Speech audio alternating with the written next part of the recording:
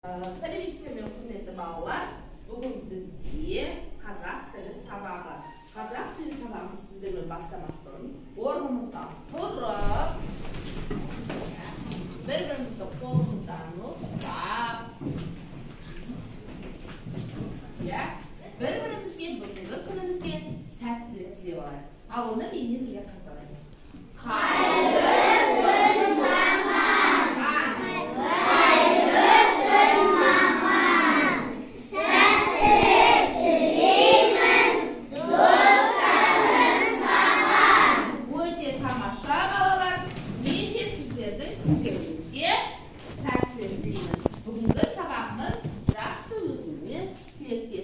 Балалар, біз сіздерменен үй тапсырмасына қандай тапсырма беріліп еді? Қай жаттығу беріліп еді? Айтып көрейікші?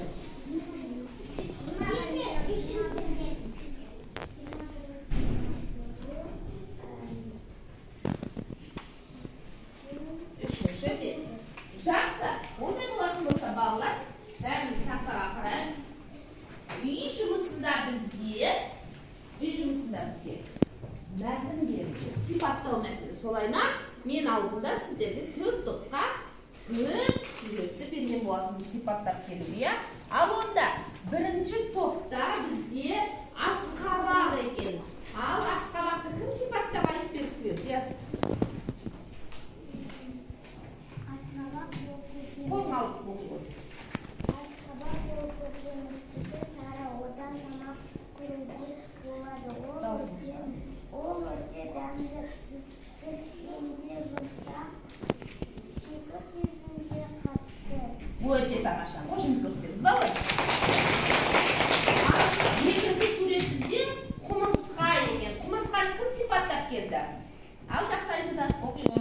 Бұл құмырсқаның көлемі кішкентай, түсі қара боп келеді. Олар өте еңбек жәндіктер. Құмырсқалар топтасып үйге жантап сол жерде тіршілік етеді. Өте жақсы.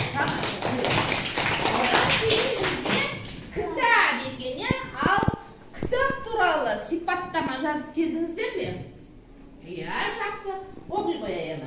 Бұл кітап төртбұрыш кітап, қызыл кітап, ішінде түрлі суреттер болады. Кітап көп парағы болады. Тамаша. Енді ең соңғысы бізде ненің сурет екен? Қоян. Өте сүйкімді, әдемі. Ал бұл топтан кім жауап бергісі келді қоянға? Ал жақсы оқи қой. Бұл қоян, ол үй жануары. Қоян қыста ақ сұр түсті болады. Оның құлағы ұзын болады. Қоян сүйкімді. Өте тамаша. Керемет, балалар. Өте жақсы жұмыс.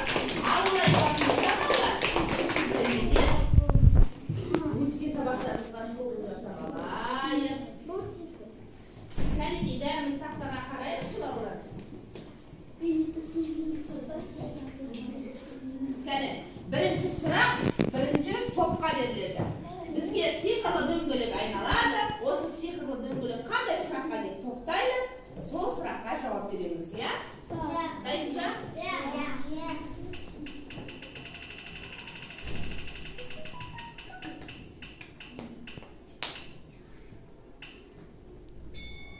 Тамаша. Диалог және монолог деп нені айтамыз? Диалог және монолог. Диалог дегеніміз не, монолог дегеніміз не? Ал жақсы айта қой. Диалог дегеніміз екі адамның көп адаммен сөйлесуге болады. Иә. Монолог деген оймен сөйлесумен ойын жеткізеді. Иә, бір адамның ойын жеткізуі бізде не деп аталады екен? Монолог деп аталады. Ал жақсы, ондай болатын болса, біз сіздермен келесін бастаймыз.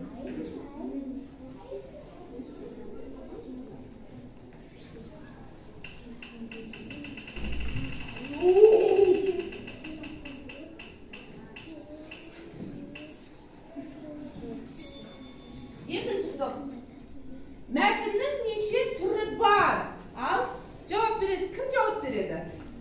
Раяна жауап берсін. Мәтіннің. Қанша түрі бар мәтіннің? Неше түрі қошет мәтіннің? 2. 3. Иә, қандай еді? Әң? Иә. Сипаттау, баяндау. Өте тамаша. Қосылып көрсетесің бала. Үшінші сұраққа дайындалады. Үшінші топ.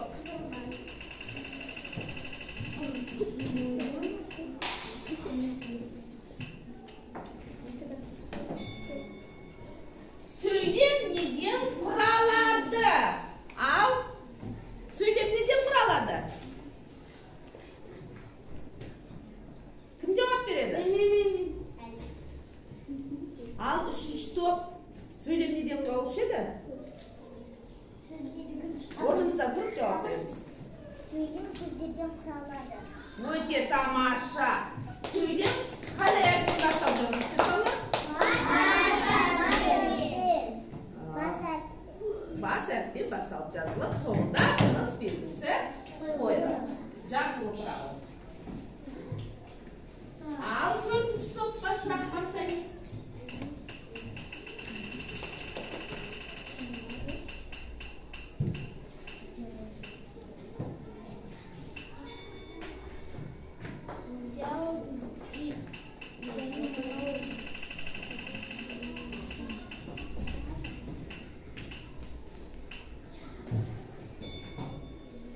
Мәтін неден құралады? Төртінші топ жауап береміз.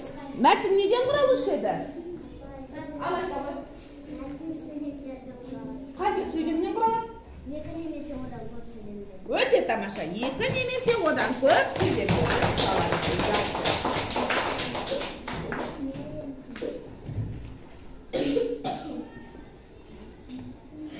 Ал жақсы балалар, олай болатын болса біз сіздермен сабаққа шолу жасап алдық. Енді балалар, бәріміз тақтаға қарайықшы. Бізде бүгін балалар сөйлем дегеніміз не? Диалог жаза аламын деген сабақ екен, иә? Ал ондай болатын болса, сөйлемнің балалар неше түрі болады екен? 3 түрі болады екен. Сөйлемнің хабары, сұрауы, белгі деген түрі болады. Сөйлем қандай әріппен басталып жазылады? Хабарлы сөйлемнің соңында тыныс белгісі нүкте. Ал сұраулы сөйлемнің соңында лепті сөйлемнің соңында қойылады екен, иә? Ал олай болатын болса, балалар, бәріміз қарайық. Есімізге сақтап алайық мына ережені. Диалогты әрбір кісінің өз сөзі жаңа жолдан басталып, алдында сызықша қойылып жазылады екен, иә? Диалог дегеніміз екі адамның немесе одан көп адамның бір-бірімен сөйлесуі. Онда диалог туралы бәріміз тақтаға қарайық. Мынаны тыңдап алайық.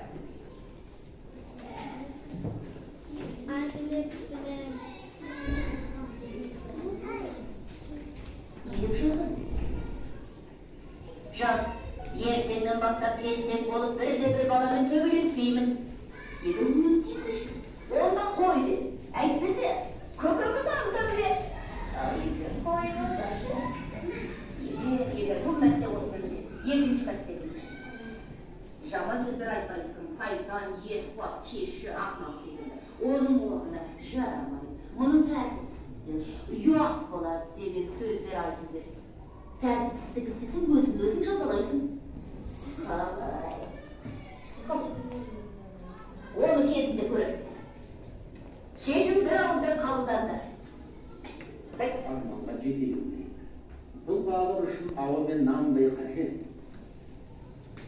Бұл сендердің сүйікті күндерің екенін білемін. Айта қойыңдаршы балалар. Ал балалар, бәріміз онда айтайықшы, бізде бұл фильм қалай аталады? Менің атым Қожа фильмі, иә?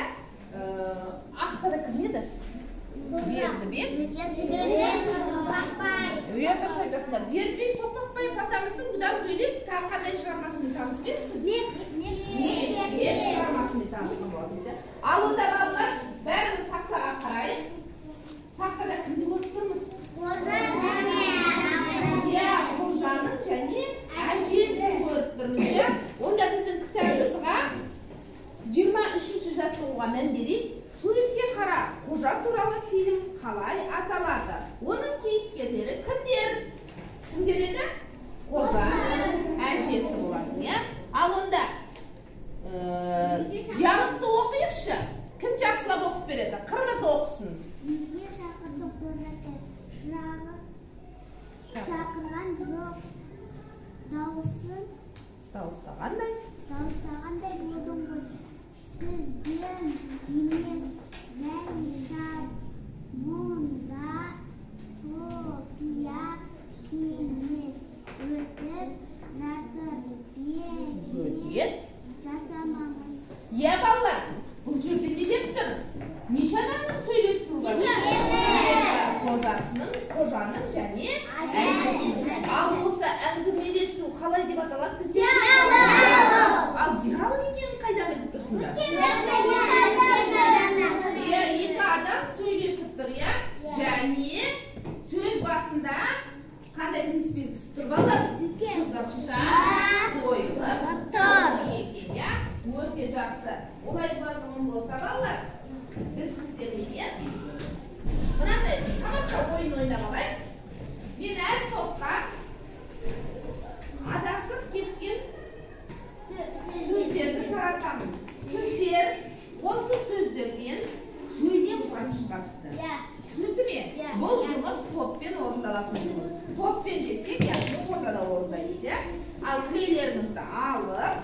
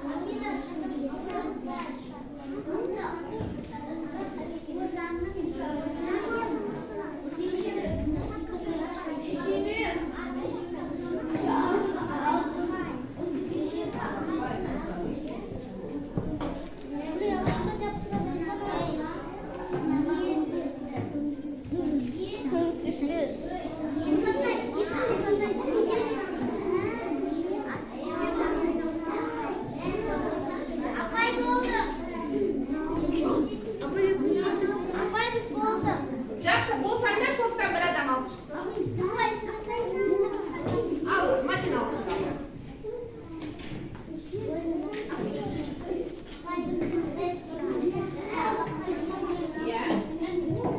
Кәнеки балалар, болғанымыз қайын,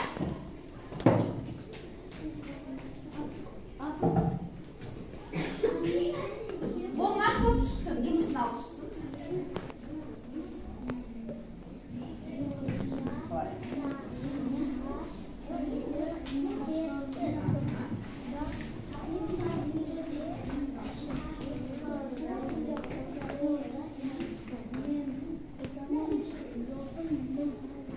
Ал, онда бірінші сөйлемді Мадина оқысын. Қандай сөйлем құрап шықты екен топтары? Неге шақырдың құратай? Қандай сөйлем? Диалог. Жақсы, және сұраулы сөйлем. Өте жақсы. Ал, сіздерде қандай сөйлем шықты? Соңында қандай тыныс белгісі тұр? Хабарлы сөйлем. Өте жақсы. Мен қожаның досымын. Қандай сөйлем? Хабарлы сөйлем. Өте тамаша. Аллахқа өтінерін кездесті. Қандай сөйлем? Ниетті сөйлем екен, өте жақсы.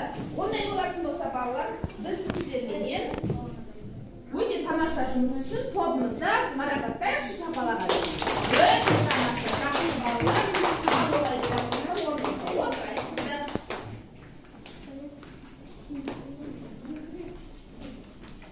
балалар, бәріміз кітабымыздан 24-ші жаттығуға қарайықшы. Осы жерде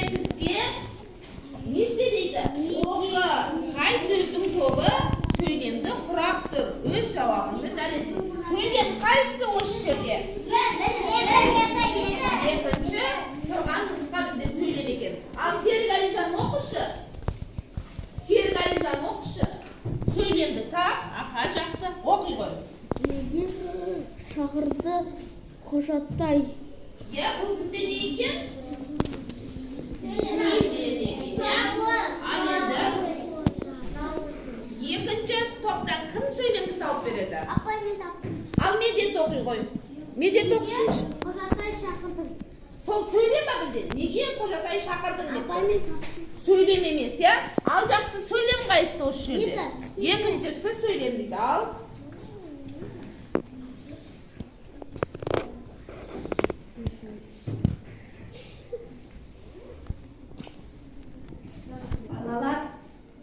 Балалар, біздің сый қоржынымызға хат келіпті. Ал хат кімнен екен? Кәне көрейікші бәріміз. Хат кімнен келіпті? Қожадан хат келіпті. Ал оқып көргілерің келе ме? Қандай жазғанын көргілерің келе ме? Жақсы. Ондай болатын болса, бәріміз қарайықшы.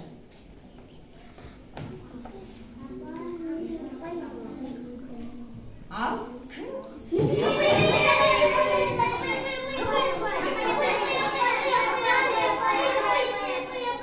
Ал Арнұр келе ғой. Бірінші сөйлемді Арнұр оқып өтсін, я?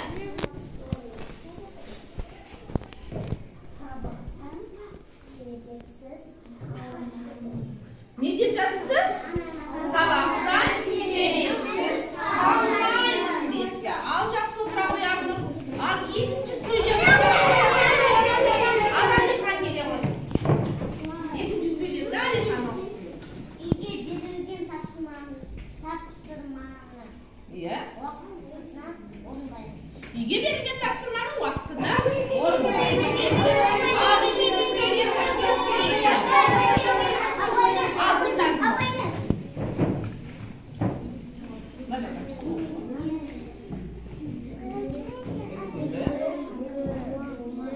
Мен үлгілі оқушы боламын деп бізге қожа өзінің міндеттемесін жазыпты, я? Ал ондай болатын болса, біз сенеміз бе қожаның осындай ақылды үлгілі бала болатынына? Сенеміз, я? Ал енді бізде балалар бұл тапсырма 25-ші жаттығуда екен. Олай болатын болса, бәріміз тақтаға қараймыз. Тақтадан көшіріп жазғандар да болады. Немесе балалар кітаптарына көшіріп жазуларға болады екен, я? Бүгінгі құдіретін жазып алайық. Сіздерге көрініп тұр ма 18-ші қараша? Ал онда жазамыз. 18-ші қараша сынып жұмысы 25-ші жаттығу.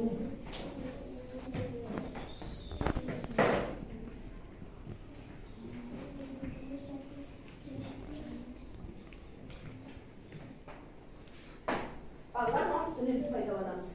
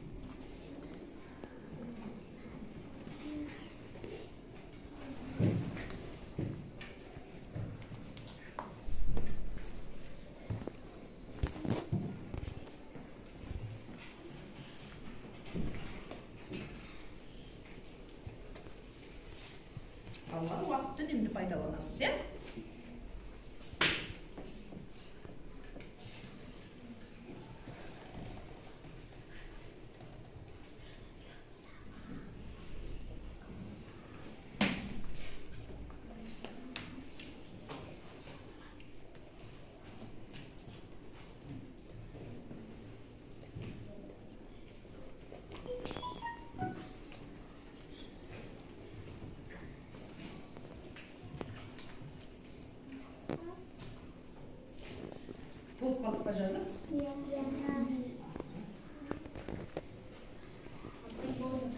Жақсы, болғанымыз қолымызды қойып алдымызға, достарымызды күте тұрамыз. Кім болды сол ручкасын жетке қойсындағы қалам?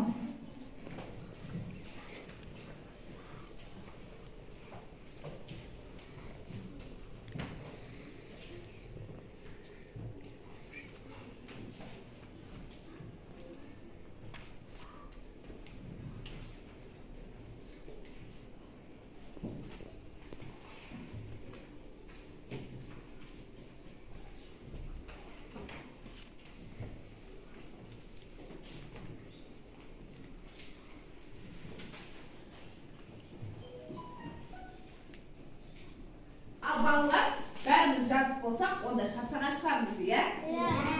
Жақсы, қолдарымыз демалсын, миымыз кішкене тынықсын, иә? Ал олай болады ғой, бәріміз орнымыздан тұрып, кішкене серілден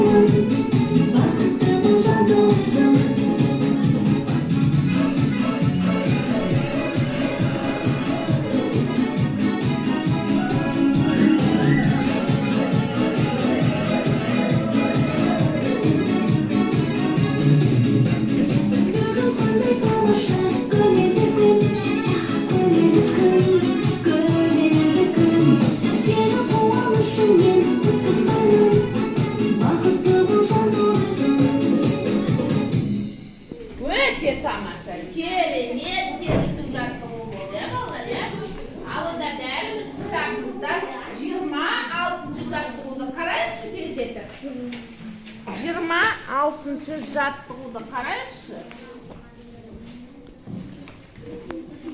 Балалар, онда кітабымызда 26-шы жаттығу бердіп тұр екен, иә? Бізден қожа үлкен көмек сұрап тұр. Қожаға көмек қажет болып тұр. Қожа тыныс белгілерін қоюды білмей жатыр, солай ма? Қожаға көмектесіп бәріміз хабарландыруға тыныс белгісін қойсын жіберейін, иә? Ал олай болатын болса, бірінші аягөз орнынан тұрауыш, тұрау аягөз, оқып шықшы хабарландыру толығымен. Қаңтардың 7-сінде күні сағат 10-да шаңғыдан мектепшілік жарыс өтеді. Жарыста қатысамын деушілердің ұйымдастыру комитетіне алдында алады. Алдын ала тіркелуі қажет. Көлік мектептердің жанынан 8:30-да жүріп кетеді. Енді бұл жерден аягөз жауап бере қойшы. Бұл жерден сен тыныш белгісін көріп тұрсың да, үттір, нүкте деген тыныш белгілерін байқап тұрсың ба? Жоқ. Ал онда балалар, бәріміз топпенен ұйымдаса отырып, осы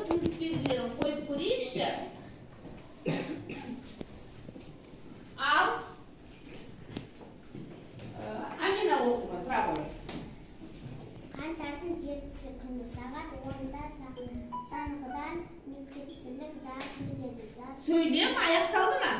Қандай тыныс белгісін қойдық? Нүкте қойдық, иә, жақсы. Бұл яғни бізде бірінші сөйлем, иә? Ал екінші сөйлемді бізде Али оқиды. Али оқиды.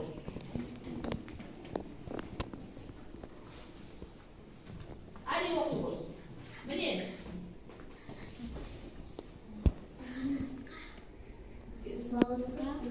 Ал жақсы. Онда екінші сөйлемді бізде елдар оқиды. Жарысқа қатыса деушілер ұйымдастыру комитеті алдына ала тіркеу қажет. Жақсы. Сөйлемнің соңында қандай тыныс белгісі қойылсын? Ал үшінші сөйлемді Мадина оқысын, жақсы. Көлік мектеп жанынан 8:30-да жүріп кетеді. Жақсы, көлік мектеп жанынан 8:30-да жүріп кетеді. Сөйлем соңында нүкте қойылды, иә? Ал жақсы балалар, онда сіздерге бір қызық нәрсе көрсетейін. Иә? Бүгінгі сабақтағы ең керемет, ең ақылды, ең жақсы оқушыны көргілерің келе ме? Ал ол оқушының бейнесі осы қораптың ішінде сақтаулы екен. Көргілерің келе ме? Бүгінгі сабақтың керемет оқушысы. Жақсы оқыған оқушы кім екен, иә? Ал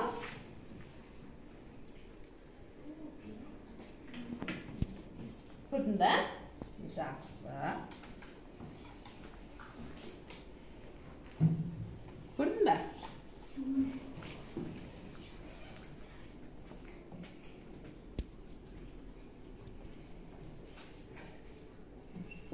Шәкәрім, көрдің бе кім екенін?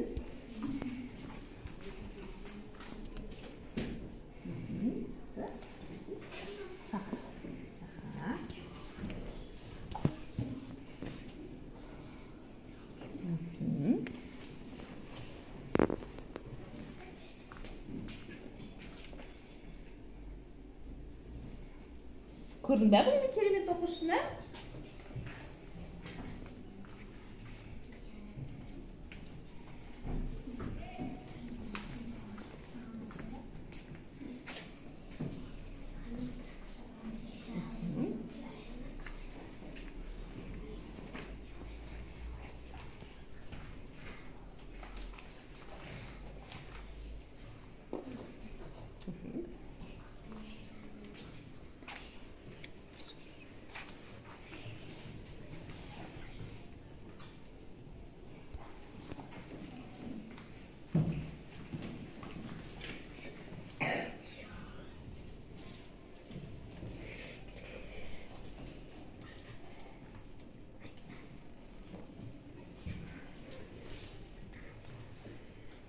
Иә, ол оқушының суретін көрген кезде қуанып, күлкілерің келіп тұрған жоқ па балалар?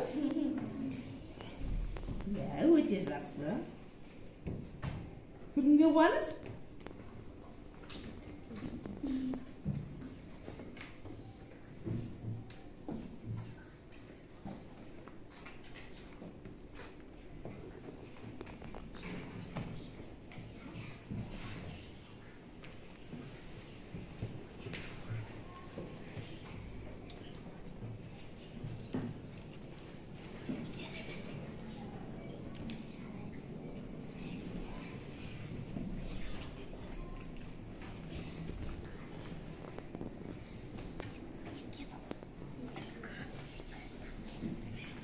Ал жақсы, балалар, онда біз сіздерменен бәріңіз маған қарайын. Енді осы сиқырлы қораптың ішінен кімді көрдіңдер? Өзімізді көрдік. Ал онда кім өзін көрді, қолын көтерсін? Бүгінгі сыныптағы ең керемет оқушы өзін қолын көтерсінші? Жақсы. Бүгінгі сабақ ұнады ма сіздерге? Онда келесі болыңыз. Ал сабақ өте тамаша болды деген бала шапалақ соқсын.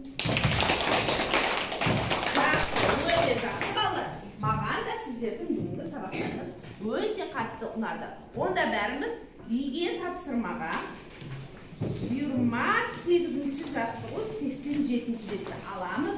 Бұл жерде біз сіздерменен хабарландыруды оқимыз жоғарыда. Одан кейін осы хабарландыруға өзіміз диалог жазып береміз. Ба? Үй тапсырмасын 28-ші жаттығу 87-ші бет. Күнделігімізді ашып жазып береміз, иә? 28-ші жаттығу 87-ші бет екен, иә? Ауылдан болатын болса балалар. Біз сіздерменен бағалау жүргізіп өтейік. Кәне, бәріміз қарайық. Бері қарай қарайық, иә? Ал енді балалар, бүгін Жания осы бірінші топта топ басшы болды. Солай ма? Жанияның сіздер қалай бағалағыларың келді? Еңбегі бүгінгі сабақта сіздерге. Қандай болды? Керемет, иә? Ал онда Жанияны бағалайық. Керемет, өте жақсы. Ал бізде қырмызы. Екінші жұмыста алып шығып, тақтаға оқып берді. Қырмызыны қалай бағалайсыз?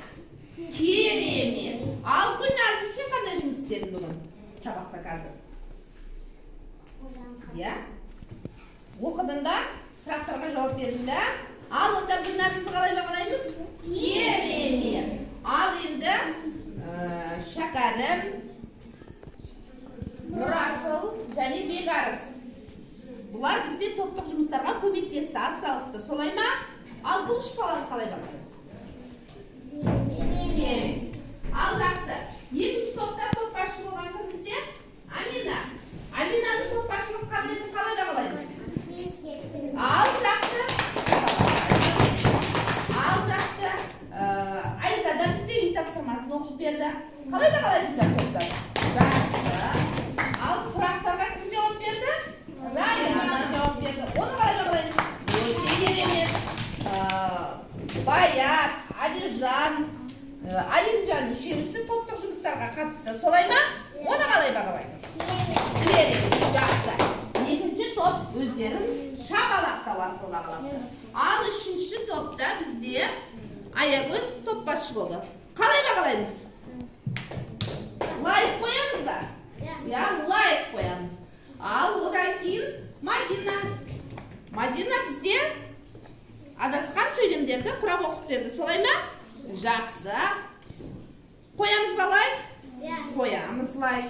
Ал одан кейін бізде тамаша ат салысып жауап беріп оқып отырған Айсұлтан, Медет, Қуаныш және Аяулы болды.